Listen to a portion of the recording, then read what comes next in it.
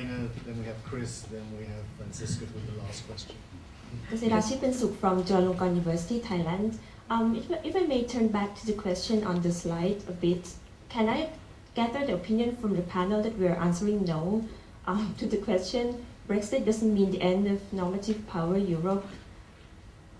Because the UK leaving the EU doesn't necessarily mean that it would abandon EU principles and standards. Surely the NPE concept wouldn't have been weakened by one member leaving, so are we in agreement that no, it's not the end yet?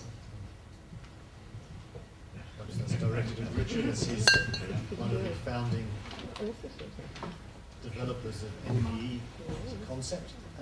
Well, I can say for me personally it does. I'm not going to have any time to write about Normative Power Europe because I'll be spending the next 10 years writing about Brexit. But more seriously, I think there's an interesting question as to whether there is a divergence of values in foreign policy between the UK and the other EU member states, and particularly if questions of political economy become more important for the UK, I mean, not least to address a somewhat difficult economic circumstance that the UK finds itself in. If you look at Theresa May's first overseas trips, they weren't marked by visits to established democracies. You know, that she made a point of going to the Gulf states, and the UK is making significant investment in the Gulf states in terms of defence agreements and so on. And you can read that as you will in terms of how the UK thinks about its place in the world, but many people here will be aware of the fact that in the 1960s the UK withdrew its military commitments east of Suez. It's now going back, and it's going to base its 2 new aircraft carriers, assuming we can afford to fuel them, in the Gulf. They're not going to be based in Europe. And that says something about how the UK is thinking about its place in the world and the kind of things that it wants to do and the kind of conflicts that it imagines being important. And I think a key question for those of us who have spent time thinking about the EU's place in the world is how far there's a kind of value set that includes a set of countries, European and non-European, that gives them a common view about the value of institutions, the value of international norms, and so on.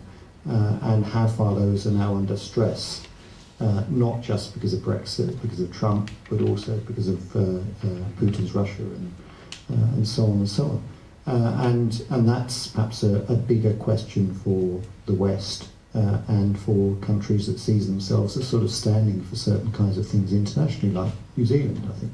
So, you know, that may well be one of the key issues for researchers of international relations in the coming years. So in a way you could see that the questions around normative power Europe have become bigger than just Europe and Europeans, and they are a sort of really key question about global order. So it's just a case of reinventing the wheel or being more ambitious, I think, about that as a research project. A very brief comment. Paul, brief comment, and then we'll move to the next question as time is against us. Sure. No, I mean, if you look at May's speech yesterday, it's front-loaded with references to values and shared values, and so she was very anxious to sort of reclaim that territory, as it were, and to say, look, the British share the same values with the Europeans. So, notwithstanding some of the things she's actually doing, I thought it was quite heartening that she felt that she needed to reassociate herself with those values.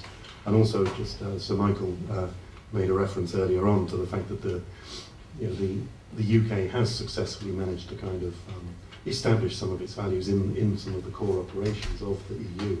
So my sort of way of responding to that would be to say, well, look, the UK has in the past reflected all of these shared normative ideals. It's in danger of straying from them, and the project is to recognise this and to reclaim those ideals and have them reflected in public political life in the UK.